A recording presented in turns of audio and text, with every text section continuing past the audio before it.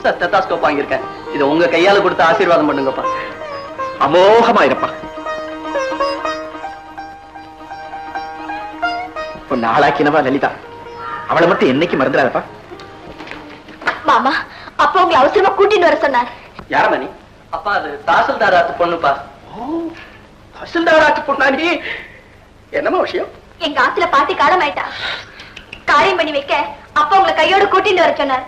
ஓஹோ, அன்னைக்கு உங்க அப்பாவுக்கு கலெக்டர் முக்கியமா போச்சு, இன்னைக்கு மட்டும் ராமசாஸ்திரிகள் முக்கியமா இருக்கும். அப்படி எல்லாம் சொல்லாதீங்க மாமா. நான் என்னைக்கோ புரோகிதத்தை விட்டுட்டேனே. சொல்லண்டி விஷாலா, சாஸ்திரிகள் யாருமே பக்கத்துல கிடைக்கல மாமா. அப்போ நான் தான் கிடைச்சனா? உங்க அப்பா தான் இன்னமும் தாசில்தாராவே இருந்து இருக்கார்.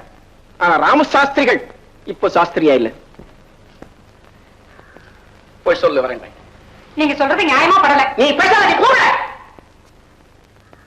உங்களை பெரிய மனுஷனா நினைச்ச மாமா, சாஸ்திரம் எல்லாம் படிச்சவளா நினைச்ச மாமா, சாதாரண மனுஷனோட கேவலமா போயிட்டேன்.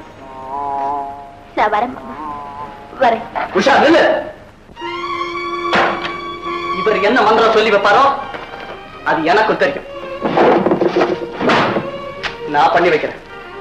வேதம் எல்லாம் படிச்ச இவருக்கு ரோஷம் இருக்கு, வீம்புத்தனம் இருக்கு, ஆனா மனுஷத்தன்மை இல்ல. நான் பண்ணி வைக்கிறேன். நீ வாமா. இல்லடா,